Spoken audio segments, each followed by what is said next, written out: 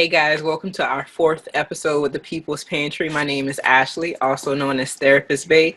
And today we're just going to have like a round robin where we're going to talk about a few different topics, things that's going on in our society and our culture. And this is just my trigger warning for you that the discussion is going to be about things that we are experiencing as Black and Brown people. I say trigger, but that should not elicit any anxiety or pain. This is a safe space for you to feel whatever you need to feel, to talk with us while you watch us, to talk with people you care about. And this is just going to be a space that we can just share how we feel, because sometimes we don't have the necessary safe space in our personal life to be able to do that. So I'm going to introduce Kid and allow him to share some topics that he would like to talk about today as well. Hey, what's up, guys? Kind of in a somber mood, I would say, considering what's going on with the state of America today. And we had another innocent, or I won't say innocent, but another brother was murdered. I don't know whether he was innocent or guilty of whatever crime they said he committed, but he didn't deserve to die in the street like he did.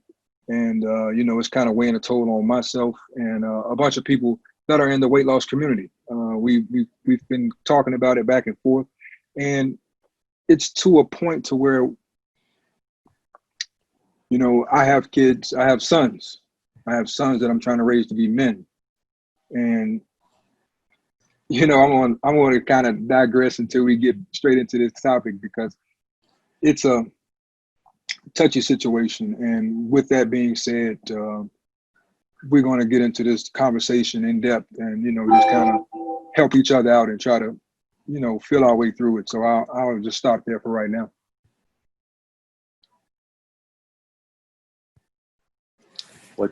What's happening, everybody? This is Chris, Spicy Papi Chris. We're in it. We're in the thick of it. And this is something, when events go public like this, it's just a reminder for me that we still haven't gotten it. And last time I checked, our current situation, it was a global thing, where we look to our higher counterparts, those in positions of power, to protect us and to guide us, especially through this scary time. And that's just not the case. Unfortunately, another soul was lost so savagely in the street, and that goes to prove to me that we haven't realized that we are humans, and that we're missing that human element in a variety of ways. So we're going to get into some deep discussion tonight, but I give it to Lonnie. Hey y'all, I am Lonnie, or RNY Bypass Beauty. I'm feeling real anxious. Like I wanna take a step back and breathe and like be able to feel for a second, because my heart is racing. The topic and the idea, thinking through the Black men in my life that I love, like I'm feeling anxious as hell. And I'm sure that by the time this episode drops, it has been a week since we learned of the last Black man we watched murdered as he pled for his life. And I don't think that any of us will be any closer to being over it, right? Like, I don't know if there's such a thing as being over it. So I want to see if our therapist, babe, can walk us through like some breathing or something for us just to be able to like prepare for this conversation and be able to have it in a healthy way. So the breathing activity, or the regulation activity that we're going to do today, is something that most people do when they meditate. So when you meditate, you have to be very focused, and sometimes people struggle with meditating because you're telling your mind to quiet. And that can be a very difficult thing when we have our cell phone, we have all kind of distractions. So a good visual meditation is to close your eyes, which is something that I would like for you all to do. And I want you guys to recognize or think of a white room. Now, in that white room, if you are distracted, you might think of all of the things that are causing you pain or frustration or worry or sadness. And in this white room, while you are slowly breathing, I want you to create a very small hole. And wherever this hole is in your room, I would like for you to pick up that distraction and throw it through the hole. And when we throw away this distraction, we are saying that at this time, I do not have the energy to give you the attention you need. So in this white room, in this calm space where you are alone, anything that is causing you pain or frustration, I need you to throw it in the hole. And this black hole is a representation of, right at this moment, I can't give you the energy that you need. So that the item could be work, which Lonnie discussed a few minutes earlier, things that occurred at work today. That thing could be frustrations with your weight loss. I need you to throw it in the hole today. That could also be to maintain our mental health. If that's family members, we're not throwing our family members away, but at this time to protect you, I'm going to put you in a black hole today because I don't want harm to come your way. And whenever I have no distractions, I am my most powerful self. And whenever that room, that white calm room is empty, I want you to open your eyes. That could be instantly, or that could take moments, or even minutes, or hours, so that we can focus on the positives of our discussion today, on ways that we can help our brothers and sisters, and to give them a safe space to know that we are focused on them in this conversation that we're prepared to have. And whenever you're ready and you've thrown all those distractions away into your black hole, that means that you open your eyes and you feel calm. You feel less anxious because you're in a safe space, and that nothing here is going to harm you. I might have peeked a little bit. That's okay. Yeah. So anytime you feel overwhelmed, I want you to throw it in that black hole. Wow. That white room, I had a lot of shit to throw in that black hole. Man, who you telling? I think I needed another hole to throw all my crap in. Yeah. So this is something Yeah, that can take some people hours. And it gets easier as the more that we practice and we strengthen this. And sometimes my object is too big to fit through the hole. And that's when I have to give myself grace to be like, today, it might just be me and something else in the white room. And that's okay. Absolutely. I dig that. I dig it. All right. Absolutely. Let's So, do it, y'all. yeah, so we're going to All right. open up discussion to Kid. You can go ahead, Kid. Well, to wake up to news again of another black man, that, you know, to actually watch it, you know, to see this brother murdered, you know, it seems so surreal. It's almost like, you know, we've seen it happen so many times, and it just continues to happen. It just happened here in Georgia, where they shot Ahmaud Arbery down in the street like a dog, you know, no regards for his life whatsoever. And then this brother, George Floyd, this brother, whatever he did, he, in my opinion, it didn't look like he was resisting anything. I mean, you know, there was some conversation that you kind of see they were having, but when it all boils down to it, this man was pinned to the ground, hands behind his back, cuffs on, and this cop's just sitting there with a smirk on his face with his knee to this brother's neck, and people are pleading with him. The cops that were there did nothing. He's telling you, I'm hurting. I can't breathe. You're killing me. And to just watch it again just continues to ignite more fire, you know, in me, because it's like, what do you do with all of this energy that's pent up, you know? And it's not good energy, it's bad energy, it's horrible energy. It make you want to lash out against people who may not even need to be lashed out against. You know, it makes me turn a deaf ear sometimes to people that don't deserve to have a deaf ear turned to them. When I say that, I mean people of other races, because I've got my guard up, and every time something happens, the guard is up. It's here. I mean, that guard now is probably 12 feet tall. It's taller than me. And, you know, I gotta a son, 3 sons, and one asks me, why do they hate us so much? How do you explain that? Okay. Okay. For me, the idea that I watch the video, and every time there's an opportunity to watch it, I'm like, no, you know better. You know better. Don't watch it. Walk away. Don't. Right? Like don't even subject yourself to that. I am mad empathetic, and somebody could be going through something, and I'm gonna take it on as if it's mine, like as if it belongs to me. Every time I watch those videos, it literally paralyzes me. Right? And I immediately went back to Eric Garner, who said the same thing. I can't breathe. Right? Like the same thing. And I guess my mind immediately in the moment went to what they said they called him Big Floyd, what he was thinking. Like, was he thinking, yo, they're finna kill me? I'm saying these words trying to trigger something in these officers to know y'all did this just a mere years ago.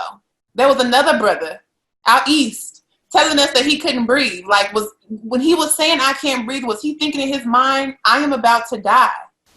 I didn't get to tell my mama, I didn't get to tell nobody that I loved them because I didn't know that I would never see them again. I'm saying that I can't breathe, trying to trigger something in these officers to maybe spare my life. Like, and regardless, I want to be very clear. I don't give a hell if he done robbed a liquor store at gunpoint with a machete and a bomb. Like, I done seen them arrest men that killed up 9 folks in churches and take them to the drive-thru and make it.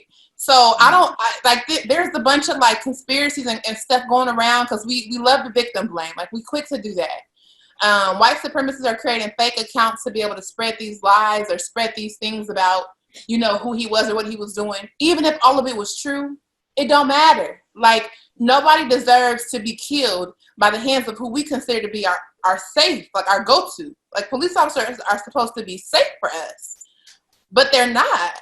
Like, it blows my mind. It blows my mind. Like, and I keep putting myself in that moment. Like, I feel like Black men belong to me as a Black woman. Black men are mine. And this country just keeps taking my men from me. And in that moment, I couldn't be a comfort to him as they're killing him, as he feels himself dying, right? Like, and he's telling them, y'all are killing me. Like, whatever was going on in his mind, like, I just feel like I couldn't do anything. I couldn't be there. I couldn't support. And I don't know him from Tuesday to Thursday. Like, I've never met him, but I still feel like as a Black woman, Black men belong to me. And in that moment, me and every other Black woman in this world couldn't be his safe haven. Like, what's interesting? Me being Latino,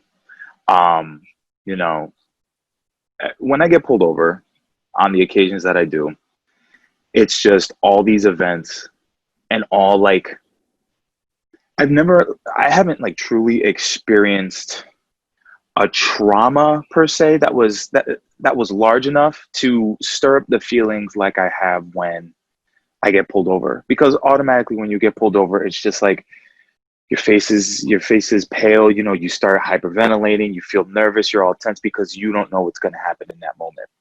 And I don't like feeling that way.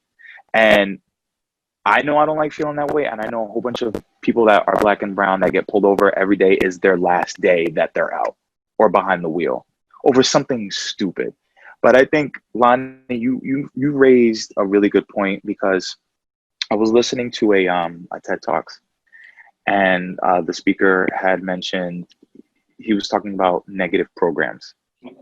And I just find it interesting that whatever toxic, derogatory beliefs, values, or perceptions that someone or a group of people has of you has nothing to do with who you are as a person. mm-hmm. Let me repeat that. Yeah. Whatever toxic or derogatory beliefs, values, or perceptions that someone has of you has nothing to do with you as a person, right?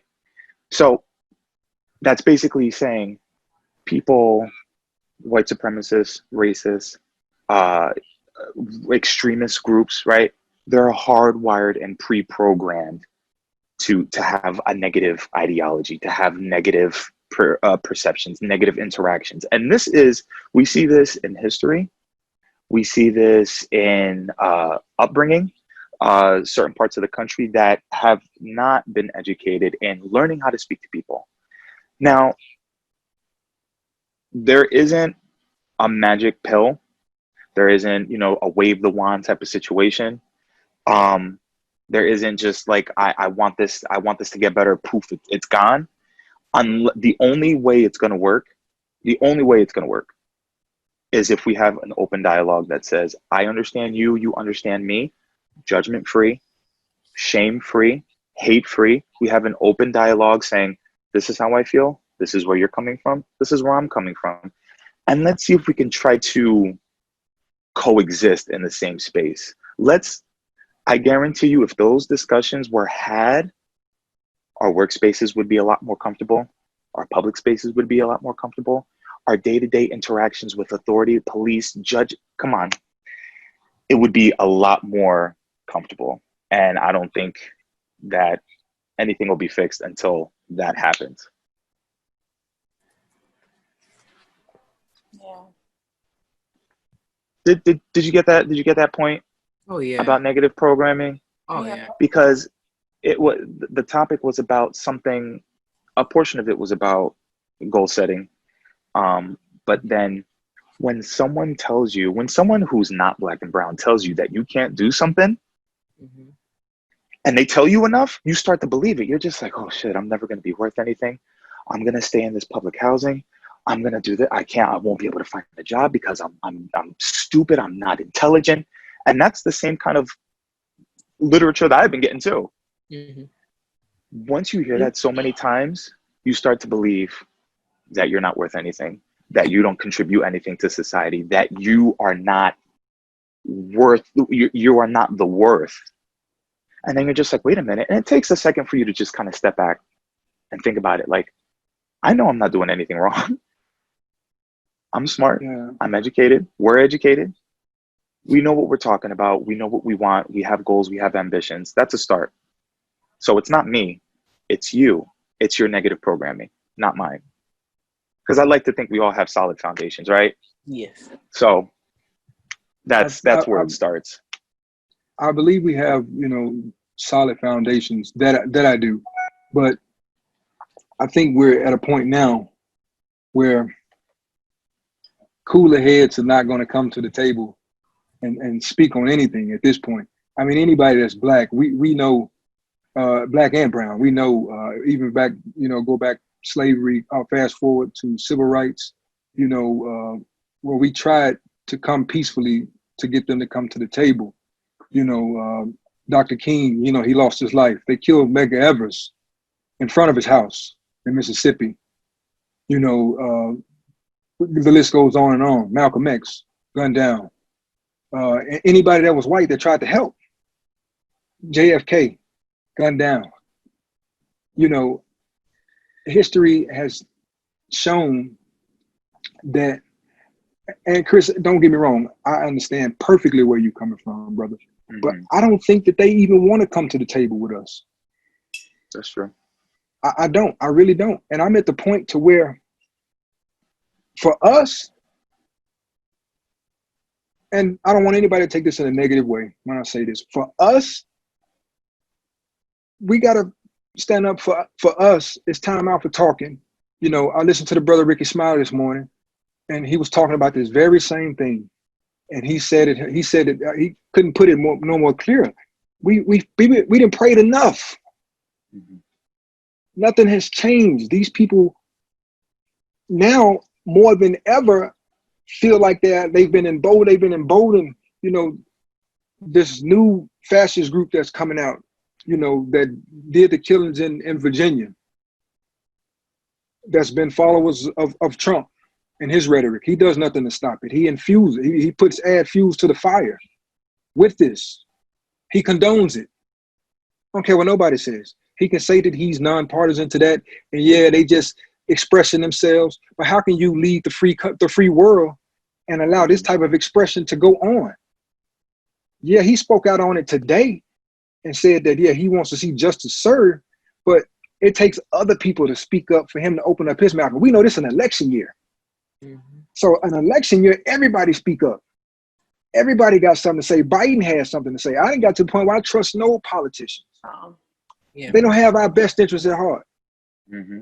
We dying. Our brothers and sisters are dying. Brothers and sisters. They killing sisters too. Breonna Taylor, another sister that was murdered. Kicking in doors. Police, you can't be that stupid to make them type of mistakes.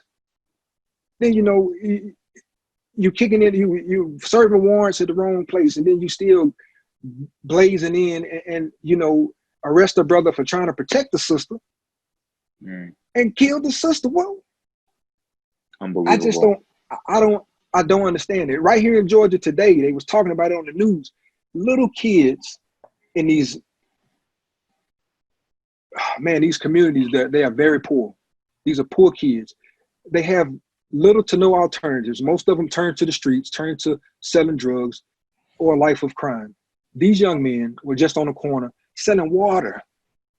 And it's become a big thing in Atlanta. You can pull up to any corner, get off the interstate, you'll see some young kids, they got coolers, and I'm talking like anywhere from 8 to 12, 14 years old, and they selling water and Gatorades on the street because it's hot. White councilwoman, she puts it before the council that she wants them to shut it down. And then give them what to do. You're damned if you do, you're damned if you don't, because if you shut it down, then what they gonna do? She's shutting it down because her pocket, it's not benefiting her pocket. She needs that tax, right? It'll benefit them when they got to go to the street and they got to sell some weed or something. Then she gonna put them in jail in that private prison, and that private prison is gonna be where she get her coin from. She want to shut it down because it's that pocket. They've been doing this since time immemorial, right? Like when they stole us from our land and brought us here, they was doing this. But criminalizing being black ain't nothing new. They've been doing it. The difference is that right now we recording you and we watching you. Like we seeing you do it, right? Like we get to watch you do it. They've been doing this forever. Like forever and ever and ever. It's always been illegal to be black or brown in this country. Absolutely. It's always been. Mm-hmm. Now it's that they got fuel because their top leader of the free world has made it okay. He has believe that it's okay to do us and to drag our bodies, to shoot us, and because we won't put out our cigarettes, so to lynch us in our jail cell. Like they've made that okay. You made the comment that, you know, it's time out. You and Ricky Smiley, I heard his episode today, and he was just kind of saying the idea that it's time out for us to be peaceful. I think it's going to take all types. I think it's going to take all of us. It's going to take the ones that's going to change these policies and write these letters. It's going to take the ones that's going to burn down these targets and these oil companies. It's also going to take the ones that's going to sit in the council rooms and make policies and talk and plead and be nice and be patient.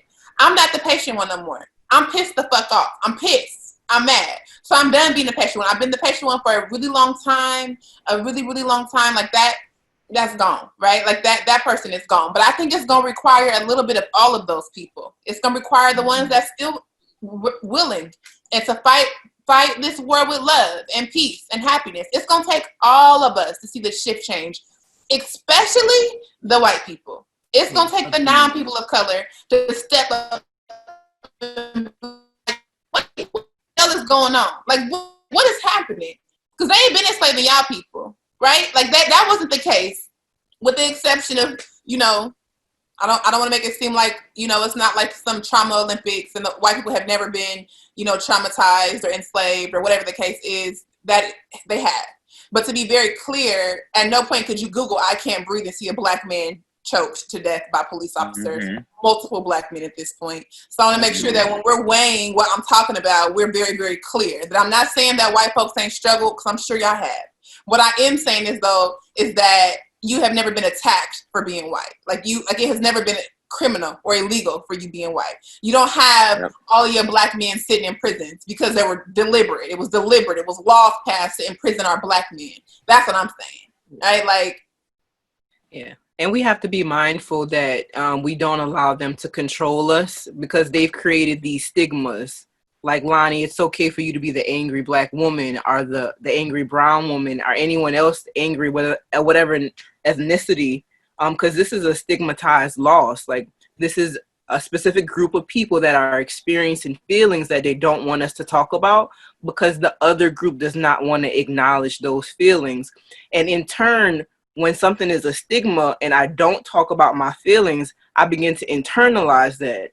And I hope that the listeners or people that come across this message don't internalize this, because whenever we start to internalize some of that hate, we start to hate ourselves.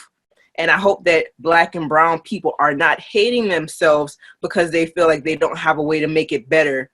And that's just falling into the plan. They want you to hate yourself. They want you to not believe in your values or your culture. They want you to normalize with whatever society wants. And this is a time where you have to fight. You have to fight. And people need to realize that you're grieving, and it's okay to grieve. And grief is not linear. They teach us about a circle, but grief can go back and forth. Mm-hmm. Grief is work. And we're all experiencing grief in different ways. And there's different coping skills for that grief. That could be our behaviors, that can be spiritual work, that can be acknowledging emotions, that could be anything. And people just have to realize that it's okay if you don't feel angry, even if you feel confused, it's okay, but don't internalize that and don't feel like you're wrong because of things that are happening to Black and brown people. Because that's what they want us to think, that we are still in the wrong, and we aren't in the wrong, and we haven't been in the wrong for a long time. No, you know what, Ashley? We Black and brown people, we are historically, we have been marginalized, right? Mm-hmm. And I think people who are non-Black and brown always feel like we act with emotion or we act out of character. And we're just in the heat of the moment, we may say or do certain things that gives the other side fuel, like, yep, it only goes to show what I believe. Mm-hmm. So there's gotta be a major push for grassroots organization. There's gotta be a push for grassroots coalitions. And when I say grassroots, I'm talking about major cities like Chicago, Detroit, large cities that have large urban populations that have historically haven't had the best rap sheet in terms of crime, hate crime, and all that stuff. Mm-hmm. There's got to be a push for grassroots, because, and one of my professors said it, in order to deviate and act on impulse and act on emotion, if you want to start something pure, you have to know what's going on. You have to understand first. There needs to be an assessment of the situation. There needs to be an understanding of human interaction, of local politics. There needs to be an understanding of the system. There needs to be understanding of the organizations and the resources in place for us to get together and say, you know what? I think I have what I need. Let's act. Let's move to act right now.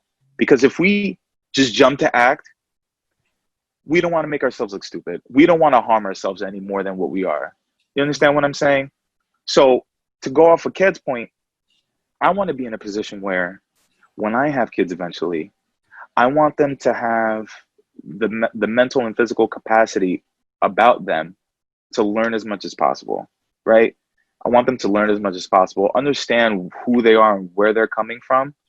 Because when I have kids, I don't want to raise no dummies, you know what I'm saying? But I want them, they're the ones that have to lead the way. And I know, like, I'm only 28. I know I'm pretty young. But when I have kids, it's really up to them. They have to carry the torch, because the older folks and me, I see the generation gap between my little sister. We're just right at that point of just like, all right, well, how much fight is enough? And do I keep fighting? And I'm just tired. I don't want to fight. And all these progressive movements trying to fight for the right thing. And it's just like, okay, well, I'm at the point where I'm like, you know what? Let's pass the torch. My kids, our future generations. I don't want them to get tired of fighting. I don't want them to just be complacent and just be like, you know what? I'm going to take this legislation and I'm going to just roll with it. Because the repercussions and the punishment is a lot harsher for Black and brown people. Yeah. So, going back to what you're saying about the generation, the gap between the generations. I know when I grew up, when I was going to school, Black history was taught in the schools. We had Black history programs. My kids grew up, they didn't experience any of that. All of the Black history that they learned, they got it from us, from their parents. We had to teach them that. They got a little bit of the entertainment part at school. That's what they go over. Black History Month is not really acknowledged. a lot of that happened, plays into that part of it too, of why, the generation that's coming behind us, they get kind of dumbed down to things. And another thing that goes on too, like my sons, when they were going to school, and they know how I feel about this, and they know I got really pissed off about it. One of my son's white friends, he came to me, he said, Dad, I don't say his name, the kid's name. He's like, he asked me for a pass. And I was like, me being green to what they talking about, that hip talk, I was like, a pass? What do you mean a pass? He wanted me to give him a pass to say nigga. Mm-hmm. And I was like, are you kidding me? Back when I was in school, it was a few white kids that went to school with us. But if any of me and my boys even thought that they was even thinking that, there was an ass whooping coming, let alone the nerve to ask me for a pass to use the word. They think that it's cool for them to say it because it's in rap lyrics. That's still not cool to me. And believe it or not, some of the kids that go to school, black kids that go to school with my kids, give these kids passes, and they've let them marginalize it and think that it's cool and take it to another level. So that to me is a whole problem, and that starts to dumb down the generation, because now they have taken that word that that my parents and my grandparents were beat down, or couldn't go to the counter at Woolworth in Memphis, where I'm from, or my dad and my mom, they grew up in the civil rights era. My grandfather went through it in Mississippi, left Mississippi, moved to Memphis. That's the type of stuff that it turns me into a whole nother person. And I'm trying to, for the sake of what we're doing here, use this platform for good. And that is part of the big picture. That's going to be the problem with the generation that's coming behind us, and not even wanting to fight, because they're going to feel like there's nothing that they need to fight for, because, hey, we cool over here, but it's cool while they're in school, because, hey, you know what? When you're in school, you don't have a care in the world. Your parents are taking care of you. Some kids don't, I should say. Some kids have to get it how they live. And those are the kids that will probably continue on in the fight, because they're in a struggle at home daily anyway. But there's other kids, some of the other black kids whose parents who think, they say they've made it, they kind of neglect some of the things that go on unless it hits them directly. And a lot of them, it don't hit them directly. And that's where we are with that. So, Chris, I definitely see where you're coming from with the generation that's coming up behind you. I mean, I don't know, how that's going to play out with them. I only know what I can train my boys to do. Yeah. Mm-hmm.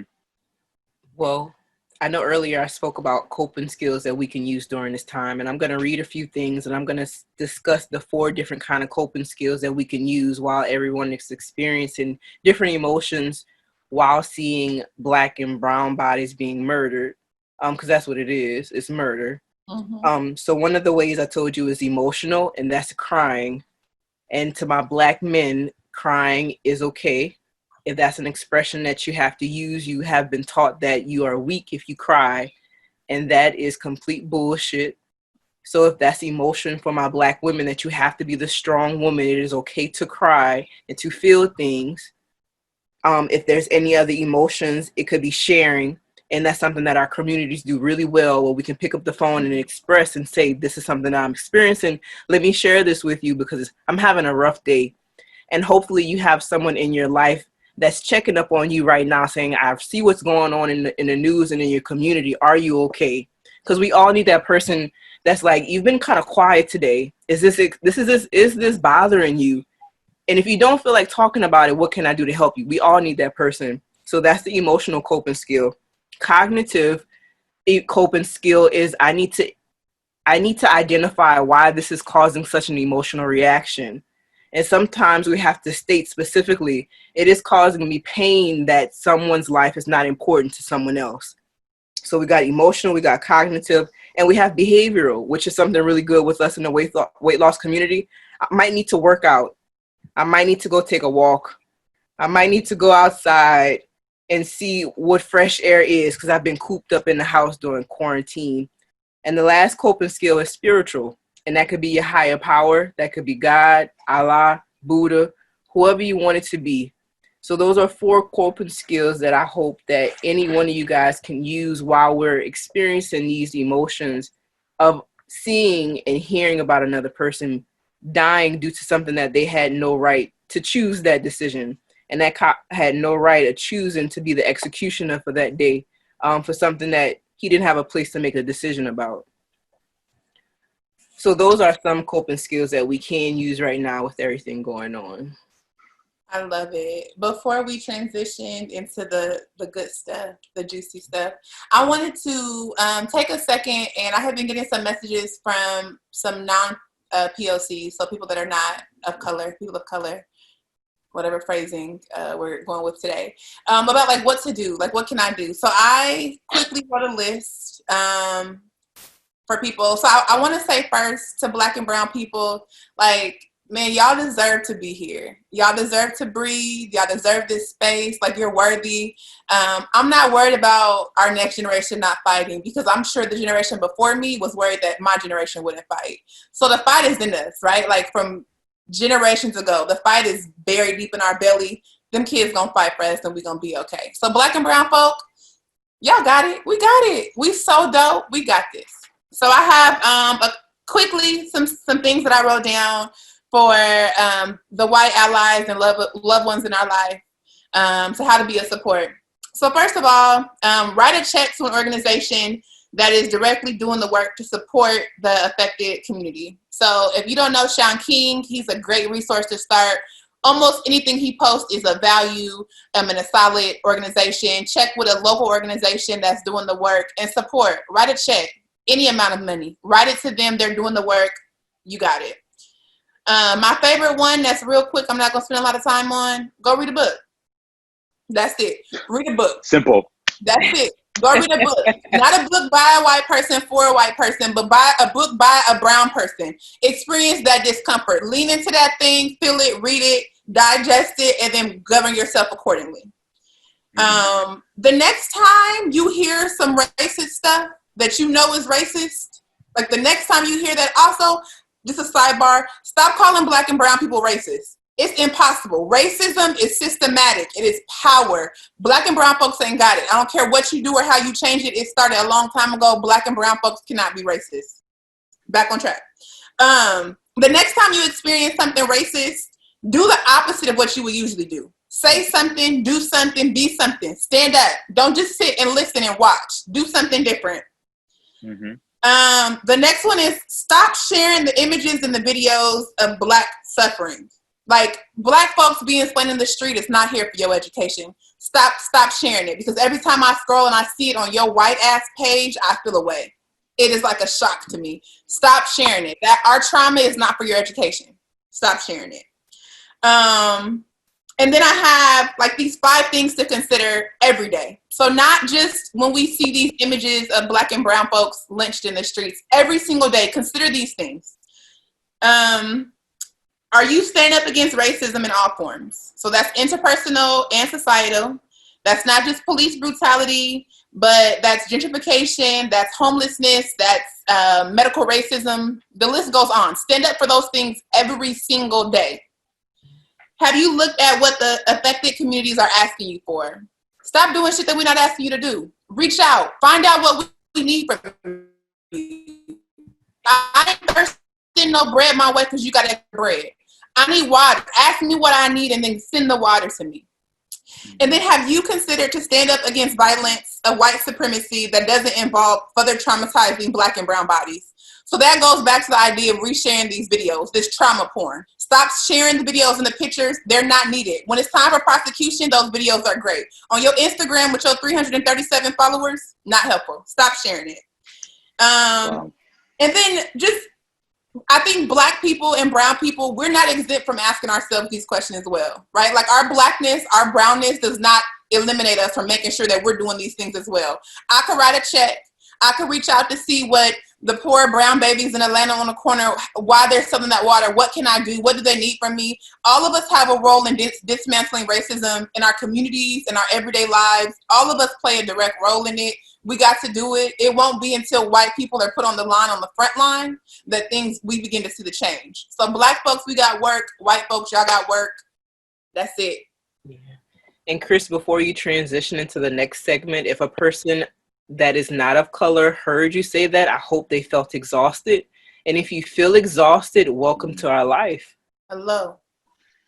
Full circle. Welcome to my everyday living of how I have to maneuver and watch my every action. Welcome to my 24/7. And you should feel that weight and imagine carrying that weight every day. And also look how well I carry it.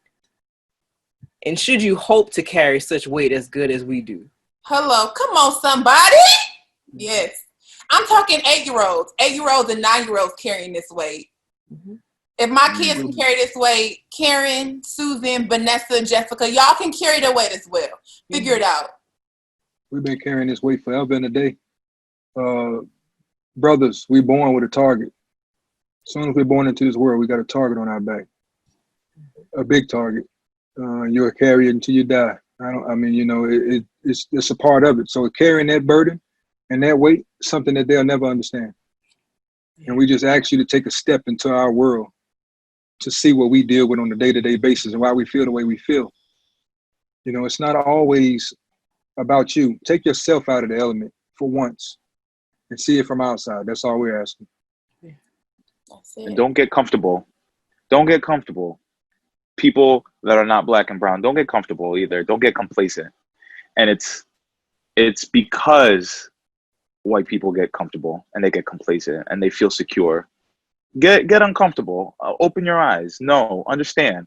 It is definitely, like Ked said, such a struggle every day, from socially to work. Oh my God, I can't get a promotion because I'm brown, because I'm Latino. Come on, I'm the most qualified. That's a separate conversation. Familiarize yourself with the unknown. Familiar yourself with the, just don't get secure. Don't get secure. Open up your eyes. Read a book. Like Lonnie said, read a book. It's needed. But anybody else wanna chime in? I'll say this and then we can go to Taste It or Waste It. I read a book that said once that if you keep encountering the same thing, that this is a test you have not passed. And if you are experiencing racial injustice around you, you have not passed that test to stand up. And this is just showing you that this is going to continue to happen to you until you stand up. And for me to stand up is not asking a lot.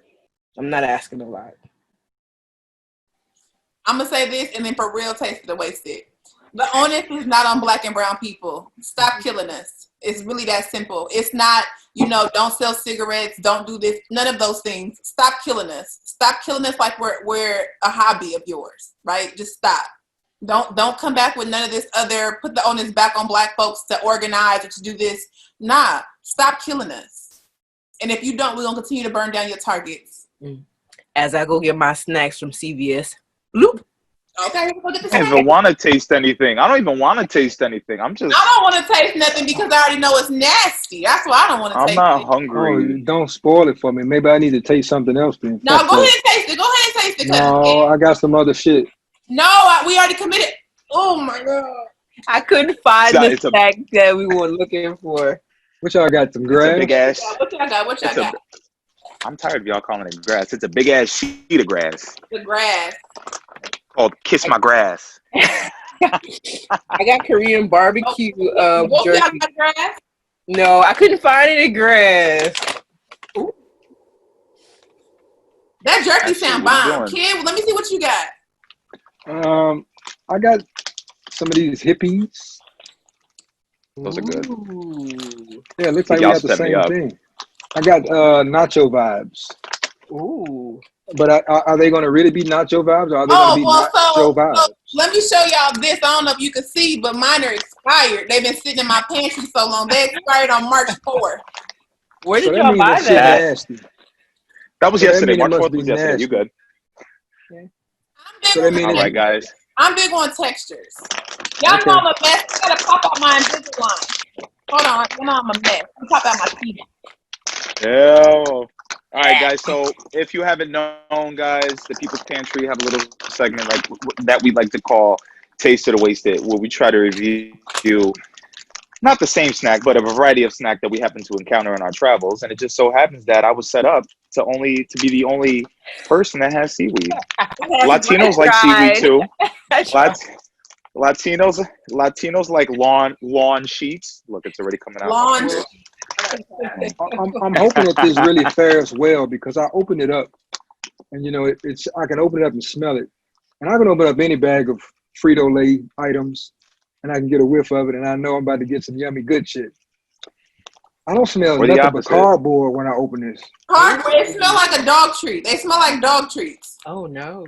I mean, it's not faring so well so far, and I haven't even tried it yet. But I guess I'm about to go ahead and pop the top and just get it on. Oh, that looks so good, Chris. No, it don't. Quit So lying. No, it don't. This looks like fish food before you break it up. Yeah, Like the that's little exactly what it looks like. It looked like a fruit roll-up that's been in the sun too long and been ran over by a car tire. That's what that We shit in the weight looks loss like. community like to call it dried fruit. Ugh. Okay, we doing it? Okay. All right.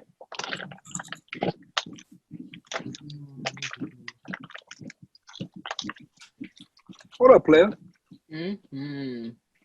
It's actually not that bad. You know what? I stand corrected. Mm. It tastes like a light Cheeto puff. No, you're lying. It does not. I like taste Cheetos. Like He lying, Ashley. Like He's Cheetos. lying. No, it don't taste like that. What flavor are those, Ted? It tastes These like are nacho vibes. they taste like protein, and they're like mad, like thick in the middle. Well, when I say light puffs, I mean like a dyed puff. It's got Look that, at the shine. but it's not a grainy taste to it. Would you buy it again? Absolutely. No. I would buy this again. Oh. I would buy it again. Chris, I don't need to buy this again. I don't need to buy this again. I got like 50 sheets in here, but I mean, I like seaweed. I like seaweed. So for anyone who's not familiar with seaweed, it's a flavorless wrap. I mean, it's literally grass grown underwater. That's what seaweed is. It's not salty. It falls apart. The consistency and the texture is a little off. Try to get like the fish food thought out of your head, but if you wrap this in with some rice and Spam, it'll be good. I promise you. I'd buy it again. rice and Spam. I'm gonna have to pass. Mine is a no. They could have been because they're expired because they expired back in March. But Those shit might be out. Yeah, they taste like I imagine like when I cut up in a Nike box to take out my new workout leggings. I imagine that's what it tastes like this. So it's gonna have to be a Wow. Well, Larissa's Kitchen, the Korean barbecue is definitely a yes. So you're gonna taste that. Yeah, tender beef steak strips seasoned with soy sauce and brown sugar with garlic. That sounds You said soy fine. sauce and garlic. How much protein? I'll buy it. 9 tell you grams what. of protein per serving. I like that. I like that number. Mm-hmm. I tell you what, Lonnie. Since you're gonna waste it, and I'm gonna say taste it. Whoever watches this, I want y'all to do a taste test. Let's get a poll. I like I want it. to see who likes this and who don't like it. I I mean, cannot get the taste out of the back of my throat. Right now. The taste is like just sitting. It's in my throat. I don't know what I got to do, but I don't You know, maybe my Hippies taste has buds- a peanut butter puff. Ooh. Hippies has a peanut butter puff too. There's different type. If you like peanut butter and chocolate, take your time, browse the chip aisle. There's protein puffs, but some brands have protein peanut butter puffs. It's peanut butter and chocolate together. It's a perfect I combination. know peanut butter is my love language now. Mhm. Yeah. Peanut butter. I'm gonna have to Love go language. see. You got a little grass on your lip. Chris, you got a little grass on your lip. My bad. Yeah, I'll tell you, and also too, I'll put the disclaimer out there again, like we always do on Taste of the Wasted. Part of the weight loss community. I'm not going to sit here and consume this whole bag. I'm going to do the recommended serving size, and it's 4 servings per container. So I got 3 servings left. I did my 1 ounce. It's 130 calories. Thought it was pretty good. I tried again. Get my serving size back. I wouldn't even say this is a size. It's more like air. For people who haven't tried seaweed, Test yourself. can, Test your limits. Just give it a try. It's not that bad. Just you could do probably something eat you the haven't done whole bag before. of grass and not even know you ate anything. That's what I'm saying. Like, Sick of you calling it grass. is it like how many calories is in the grass? It's probably negative 12. None. Negative 12. Negative None. 12. You give you calories. With So, 1 Lonnie, gram of question protein. to you. Okay. What would be considered too many carbs for a snack for you? Yeah. Too many. Well, so I go by net carbs. So that's the carbs minus the fiber. Okay. The dietary fiber. Too many carbs for a snack is like anything more than like 6. Because I try and have like 22 net carbs a day. Anything more than 6 for a snack is like you might as well eat a meal. How many carbs you get? This one has 8 grams of carbs. How many you get? It says you get a serving size is 1 ounce. 1 ounce. So I don't know that's probably maybe like 4 pieces or so. Probably so. I mean it's This is high as hell in carbs. Then, if that's the case, then that's you a know, deal breaker. it is. A couple of those, Like- and you've hit your carb limit for the day. Yeah, these Yeah, are it's 15 like net carbs. These are not 18, considered a low carb snack at all. Hell no. I just fuck myself for the rest of the evening with snacks. You got to go to bed now. You got to go to bed. As soon as we Take done, an I'm extra going lap, to bed. kid. Yeah, like Matter of fact, I'm going to go out and walk for a little bit when I get done and shit. now what? If we would have did our original plan, those Quest chips are a good low carb option. You know what? We should have stuck to the plan. Okay, next Oh, week yeah. the Quest Next chips week. for next week. We need a Quest. So, Ooh, Lonnie, real quick. I'm sorry, I didn't mean to cut you off. Take those, grind them up, and use it as breading for fish or chicken. and fry up. Don't get rid of it, even though it tastes like a box. Oh, let me The tell chicken you won't. why. Because look, okay, I'm gonna break it open. I'm gonna see if you can see how look how it's like not soft or nothing. It's like really thick in there. That's it solid. is. She's It's thick. like solid. That thing thick. She thick. That's Hey, true. we like it thick, Daddy. You know, we don't like the chips thick though. We like our No, women hell a no. little thick, but we don't want our chips thick. But you know what, Chris? You brought up a valid point, man. I could see doing some chicken breast and like crunching those up. And maybe I like to use slap your mama seasoning. I would kind of mix with some garlic powder and some onion powder and a little slap your mama in with that breading mix. Or even I can, you know what? How about if I take some mozzarella sticks or something and make cheese sticks out of it too? Oh. I just put We y'all gotta on. censor this. We gotta censor this. That was too much. That was too sexy. That sounded too good. That was pornographic. So you get That was. you get 28 grams, which is like 1 ounce. That's about 1 ounce. That's probably not enough for a whole chicken, but some mozzarella sticks is definitely good enough. Mozzarella If you sticks cut would them be small great. enough. If you cut them small enough, yeah, I like that. You know what I'll I'm tell gonna you do? what. I'm gonna do a video. I'm gonna tag Lonnie and the group in it. Next time I made chicken for dinner. Next time I make chicken, I'm gonna go to the store and buy some hippies and grind them up and use them as breading, just so I could give a review. They have them at a Let lot you of guys places. know how it is. I would say they have them at Starbucks too, on like the little, like how they have those towers. I would say if you in a pinch and you need something that you know will likely not cause you dumping, I would say I would buy these to sustain me really quickly. I would for that. Absolutely. And only that. Otherwise, I'm not choosing these ever. Cool. All right, I guess we putting this to bed. All right, put it to Putting bed. it to bed. I'm full. I'm Me excited too, man. I got to go to bed after this. Actually, seriously. You sure do, because you done ate it up. All right, we finna do a listener letter. Let me get to the letter.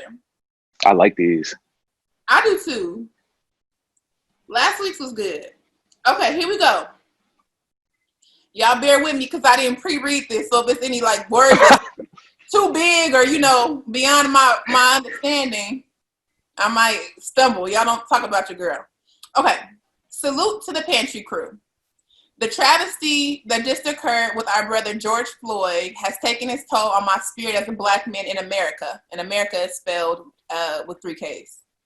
The more of our brothers that are killed and murdered unjustly just continues to fuel my anger and the rise of civil disobedience in my heart. I am a Black man first and a father that is raising 3 young kings. How do I explain to them that they have had a target on their back since birth, and this target will be in place until they perish? How do I explain to them that they are endangered species being pushed to the brink of extinction? Y'all.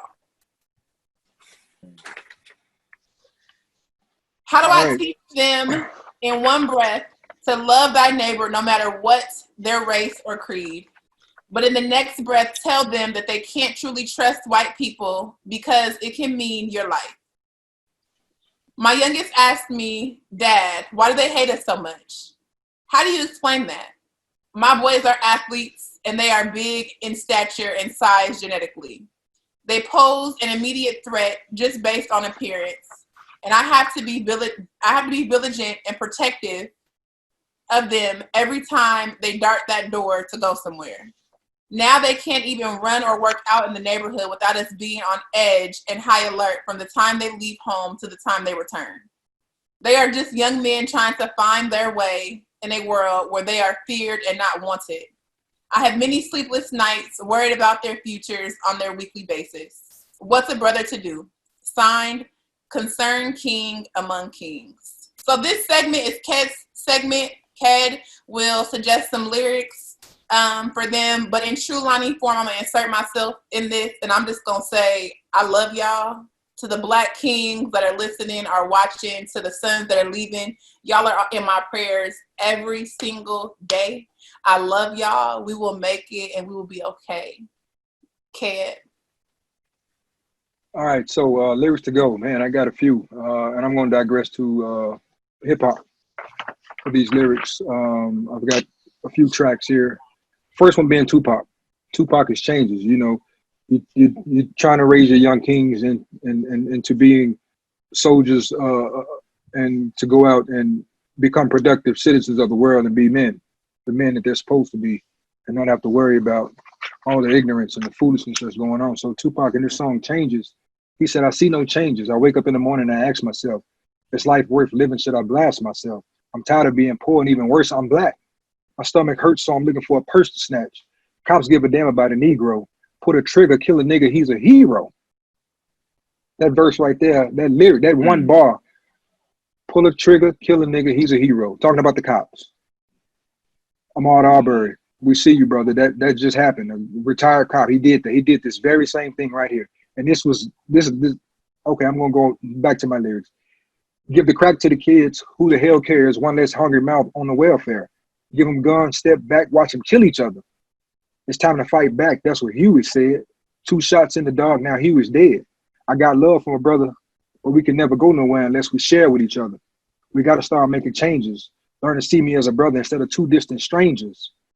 And that's how it's supposed to be. How can the devil take a brother if he's close to me? I love to go back to when we played as kids, but things change, and that's just the way it is. Okay, in that track right there alone, he's talking to the brothers, and he's saying that we got to be united first. And we can teach the young brothers that come behind us. So if we united, go back to, he said, how can the devil take a brother if he's close to me? You don't mean Satan the devil. He's talking about the devil as in the oppressor. And in this case, the white man. How can he take a brother if he's close to me? That's the first joint that I want to give you. We come to the game, fast forward a little bit to what some of the younger guys can understand where we're coming from with this. And he's got a song called Don't Shoot. Seeing the pictures, feel the pain, scandalous how they murder son. Tired of them killing us, I'm on my way to Ferguson. Talk to Tip, I talk to Diddy. Then my brothers walking with me. Mothers crying, stop the riots. We ain't got to chalk the city. I seen Cole out there, thought I should go out there. They left that boy for hours in the cold out there. They killing teens, they killing dreams. Yo, come on, we got to stick together. We all we got. Police taking shots, and I ain't talking about Ciroc. I'm talking about Emmett Till. I'm talking about Ezell Ford. I'm talking about Sean Bell. They never go to jail for Trayvon over Skittles, Mike Brown cigarillos. History keeps repeating itself like a big instrumental.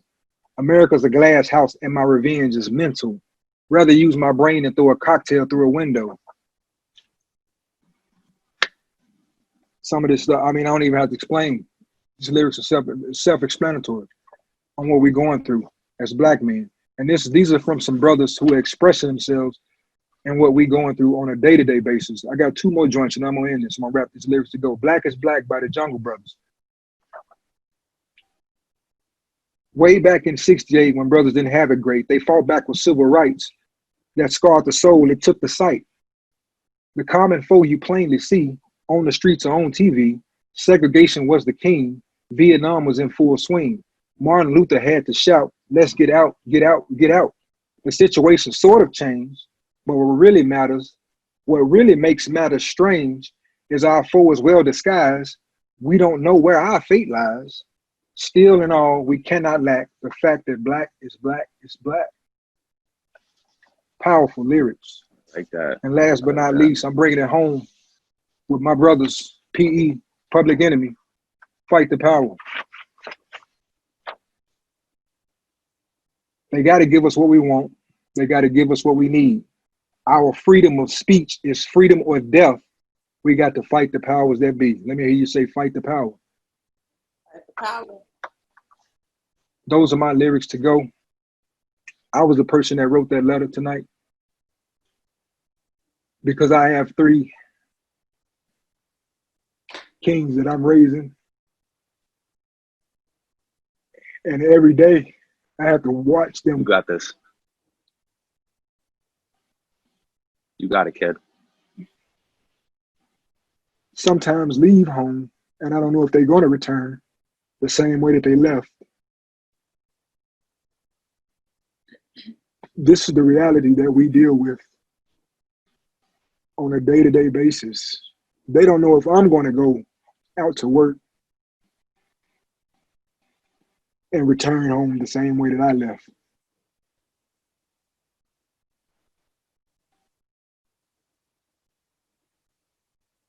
Where do we pick up the pieces? Where does it end?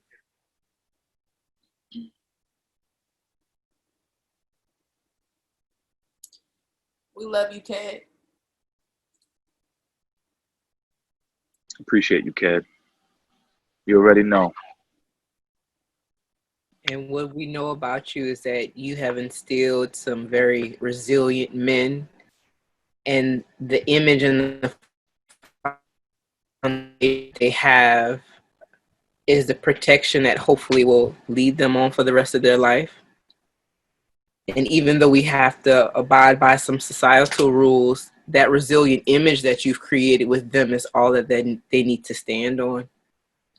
And you and your wife have provided them everything that they need. And we appreciate Ted, Thank you, guys. I'm sorry, yes. Mm-hmm. You know, I love these tracks that I pick. You know, they feel a different type of way when I'm actually listening to them. But to actually read those lyrics and put it in perspective, it hit home a different way than it would be if I was riding in my car listening to Chuck D when he say "Fight the Power." That last verse, man, I got to tell you again. He says, "Our freedom of speech is freedom or death." I don't think some of y'all know what that means when he says that. Our freedom of speech is freedom or death. We've got to fight the powers that be. You got to stand for something. It's time some of y'all take some stand. And to white people out there, nobody, we know there's good people out there. But if you're profiting off of black excellence, but you're silent when there's black suffering, you're part of the problem too.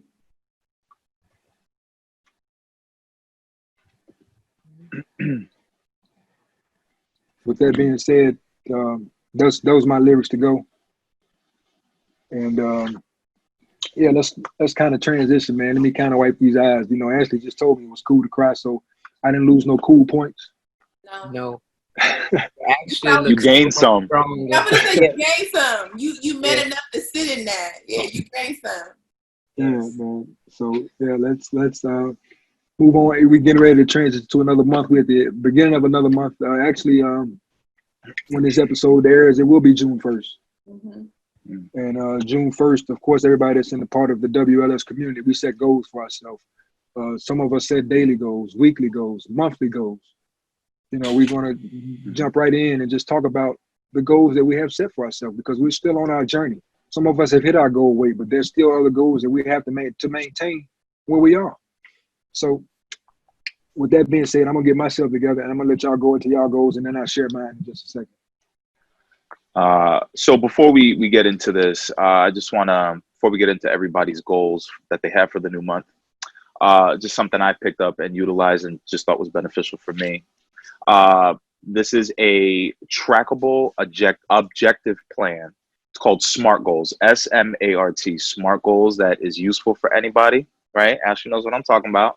This was a big concept in grad school that I still hold true to myself. So I'm gonna make this quick. So S, SMART. S is specific, right? S stands for specific. You want to be as clear and concise with what your goals should be. So don't just say things like, I want to eat healthier, or I want to be more active. Instead, maybe frame it a different way. Say, I want to include more fresh fruits and vegetables. I want to have more veggies a part of my plate than anything else. And then maybe say 2 days a week, I want to walk at, 2 miles instead of my usual activity. So that's one, that's SMART. Be specific, make your goal specific. 2 is M, measurable. This is more evidence-based.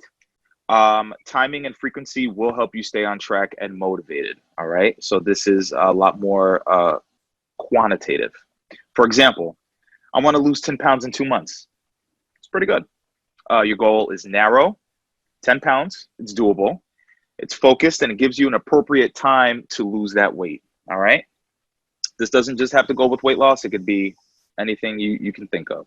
So that's measurable. A is achievable. All right. Who and what you can utilize, right? So when it comes to achieving your goals, you want to utilize who and what you can utilize as a resource to help you to get where you're going. Maybe you want to start running a 5K or enter in a muscle bodybuilding contest, which is doable, right?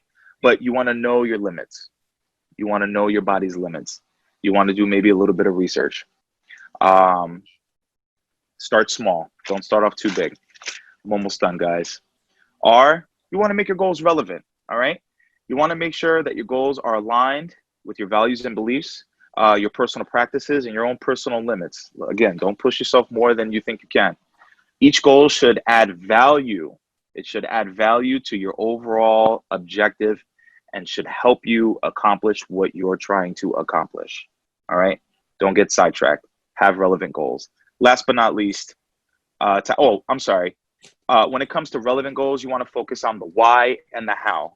Why is your goal important, and how will you get to your goal? The last one is time. You want it to be time-based. Give yourself a time frame. It gives you an opportunity to prioritize your goals. 2 months, a year. If you haven't fulfilled your goals in that time frame, maybe consider why. Revisit the situation. Start replanning. So go ahead, guys. Share your goals. What's your goals for June? I want to hear them. Should we each just share one goal? Sure. You go around? Okay. Who's starting? Am I starting? So I say something? Okay, I'm starting. So I do my goals every month. I'm very adamant about it. It's like my restart. And I put them in my notepad in my phone. I don't know if you can see my goals. And I divide mine by fitness, professional, and then other. My goal was to lose 11 pounds. Well, no, this month. So May, to lose 11 pounds by June 1. And I did that, thankfully. Well, we ain't over yet. And yeah, it's not over. So, but I think that I've done it. I've done that.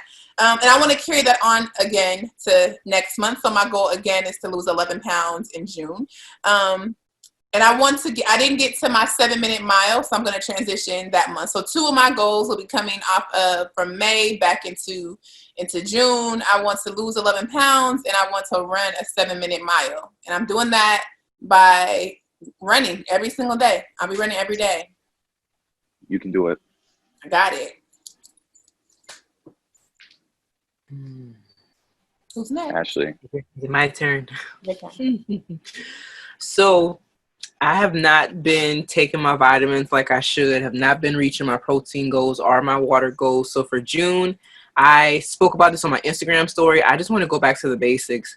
I want to cut out all of the foods that my stomach could not handle when I was in finally on whole food stage. I want to hit all of my goals to make sure that I'm healthy. I would like to get some blood work done, and all of the trends on my Apple Watch, instead of being up, they're now down. So I would like to just make all of my arrows go up. So that means just working out more, making sure I hit my stand goals, and just like my calories burned for the day. So those are the things that I look forward to in June. Really simple. Got it. We got it. Good stuff. Good stuff. You got it. For myself personally, I do have one major goal. I'm almost at the 200-pound loss. That was the biggest goal that I had set for myself before I had the surgery, to lose 200 pounds and then see where I go from there. I'm about 3 pounds away from losing 200 pounds. So. Oh, you there? You made it. Yeah, I'm there. I got to see that number on the scale though. So that's the first major goal of June. And I had set the goal to try to do it by my 1 year anniversary, but I fell short of that goal. So that's what I definitely I'm looking to achieve, that because I have a running joke. I was carrying around another person. That person, I gave a name. I called him Leroy. Freeloading ass Leroy. I'm about 97% rid of Leroy's freeloading big ass. Kick him out. I'm there, man. Leroy's almost gone. And I feel so good about it. So yeah, that's it. That's my major goal. Outside of that, Ashley, you touched on it. I've been taking my vitamins, but I haven't been good with the calcium chews because they suck to me. And they leave such a nasty taste in your mouth. It's like, if I don't have nothing to chase it, then I get that irony taste, like I've been sucking on pennies and shit. And I hate that. And they're so grown. Y'all grown. If y'all don't take them damn, if y'all don't take them damn shoes, y'all grown ass people. If you don't take them shoes, yeah, yes, ma'am. I'm gonna get on my shoes. I promise you. I've kind of worked my way up to 2 a day. I'm supposed to be on 3 a day, but yeah, that's my. It's calcium that you can take 3 of. I'm gonna send you the link to mine. Mine is chalky, but I love them. They're easy. I just take 2 a day. 1 in the morning, 1 in the evening. It's easy. I've got these little what is it, bariatric advantage. They're like chews, little candies or whatever. I'm gonna tell you what it tastes like, especially the caramel one. As a kid, have you ever found a piece of candy that you lost wedged down in the couch and it's got like hair and shit on it and fuzz balls on it, but as a kid you take that motherfucker and you eat it anyway? I hate That's what this caramel shit tastes like. That's awful. That's awful. Oh, gross. Oh, well. The fact that I know what that tastes like. Y'all play too much. What you got, Chris? So I have 3 short mini goals. One is to not buy another damn battery for my scale. My scale's dead right now. And if I added up all the money that I've spent in a month for damn scale batteries, it's about $14, which is a lot. So don't buy another damn battery for my scale. Number 2, hone in on my sugar. I feel like I'm doing myself a disservice when I go out to the store. And I sneak away with a little piece of chocolate or a candy bar or 2, and I'm just like snipping pieces off of it whenever I'm getting a sweet tooth. But then I'm putting sugar-free drinks powder in my water, so I don't want to just sound redundant or a hypocrite. So hone in on my sugar. And then 2, I'm 3 actually. I'm sorry. By the end of June, I want to finally hit my goal weight of 165. I'm hovering. Oh my God, I'm so close. I can't take it. And I think it's because all the damn water I'm drinking. I'm on a good day, I'm probably 174, 173. But at the end of June, I want to. It'll be hot enough for me to sweat it out anyway. So just hit my goal weight of 165. That's it. Indeed. You got it. You got it, brother. One of our weight loss community family members, she always says, and I put it at the top of all of my goals every month. So smaller goals lead to bigger victories. Mm-hmm. As you're starting to prepare your goals, make them small. You know, Ken wants to take his vitamins every day. He got to start with these calciums. Start with that. Like, make them small and measurable, because those small habits are going to lead up to that 200-pound loss that he approaching. So as you're working on your goals, because you can do it, make them small. Join a water challenge. If you want to work out more, join a jump rope challenge. Like, everybody in the community has a challenge going to hold us accountable. Make some small steps. Write in your gratitude journal. Be thankful. Love on your family and them. And let's like get this change. We ready. Let's do it. We ready. I think the last thing we have to do is we're gonna close out with a quote, which I love because I love quotes. I write stickies on quotes all over the place. So whoever wants to start, go ahead and give us a quote. Chris, give us a quote.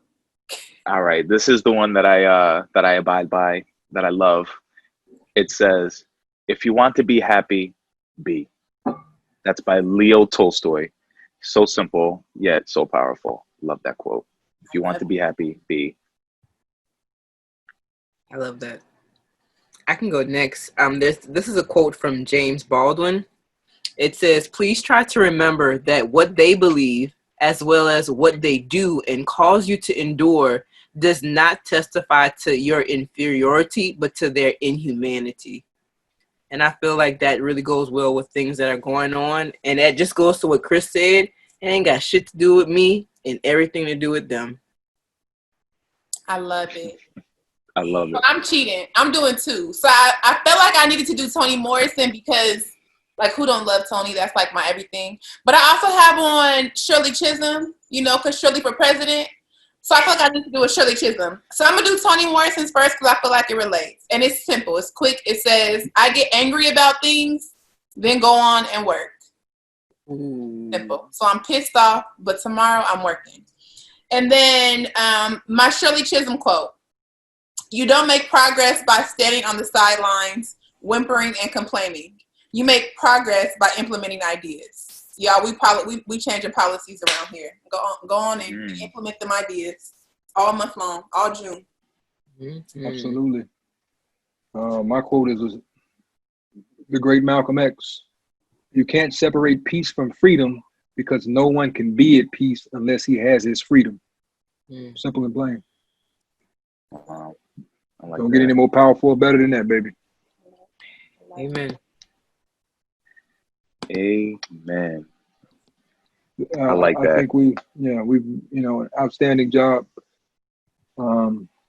tonight. I think we handled ourselves accordingly and represented very well.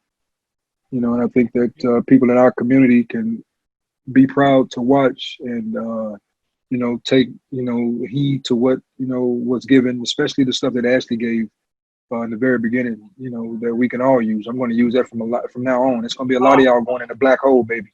Yeah, I'm in the just telling morning. y'all that right now. I'm starting my day like that. No, seriously. I felt so at peace. I'm starting my day like that tomorrow. Yeah. So I'm not gonna let y'all bother me. I'm gonna put you in the black hole, baby.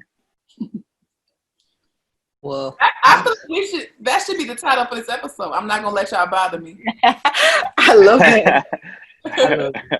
I like it. I like it. Hey, we could definitely do that. I'm not gonna let you bother me. That's it. That's right. That sounds like the end of our episode for our 4th episode. It does. Brings us to the end.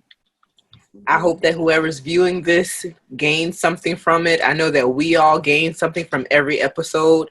If you're looking to find me or anyone on the People's Pantry, you can contact me at VSG_Ashley, ASHLI, and Ked. You can find me at Sleeve Believe the Hype. At Sleeve Believe the Hype, that's me, Ked. Hit us up. Definitely find the People's Pantry. It's at @People's_Pantry. And we have a YouTube channel. That's where you can find all these videos. And we have an email address as well. It's thepeoplespantry4@gmail.com. Any questions, anything you want to talk about, reach out to us. Let us know. I'm Lonnie. You can follow me at RNY Bypassed Beauty. Chris? And of course, last but not least, you can find me at Spicy Papi Chris _. Chris, I feel like the people didn't get your intro. I feel like we need it. It's not an episode. We need it. We need it. That was I don't know how to go through all of that. That was probably as calm of an intro as you will ever get. Yeah, I don't know how I feel about it. You letting us down. All right. Here we go. It's 10 o'clock. Take us out on the high, baby. I'm gonna wake my neighbors up. All right. What is happening, everybody? You already know who it is. It is your boy, your guy, you wanna know me. Es tu chico. Say it with me, guys. Spicy Papi Chris. You already know. Spicy Papi Chris _. You can find me there, guys. Good night, good people. Yeah. Stay blessed. Say good night. That was good. Good.